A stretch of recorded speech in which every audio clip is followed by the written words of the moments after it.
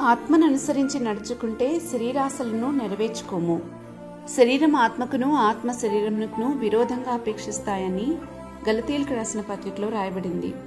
ఆత్మ పైనుండి అంటే పరలోకం నుండి వచ్చింది కాబట్టి పరసంబంధమైన విషయాలపైనే ఆత్మకు ఆసక్తి ఉంటుంది. అదే ఆత్మను సంతృప్తి చెందిస్తుంది కూడా. ప్రేమస్వరూపి అయిన దేవునిలో నుండి వచ్చిన మన ఆత్మకు ఆ దేవుని ప్రేమే కావాలి. అది మాత్రమే ఆత్మను తృప్తిపరచగలదు.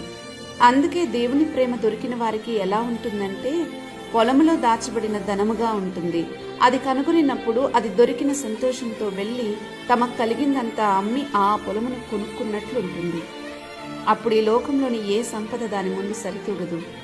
ఆ దేవుని ప్రేమతో నింపబడినప్పుడు మనిషిలో కలిగే సంతృప్తికి ఇంకేది కావాలని అనిపించదు.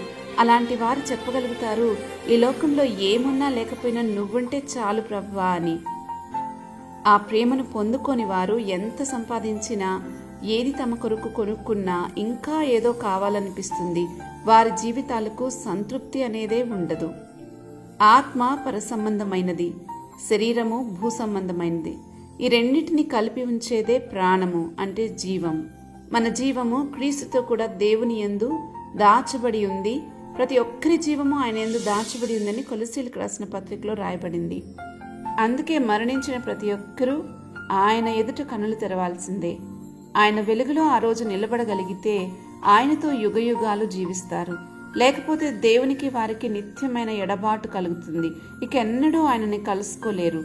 భూమి మీద దేవుడు లేకుండా బ్రతకొచ్చేమో కానీ నిత్యత్వంలో దేవుడు లేకుండా ఉంటే దేవునికి వేరుగా బ్రతకడం అసాధ్యం.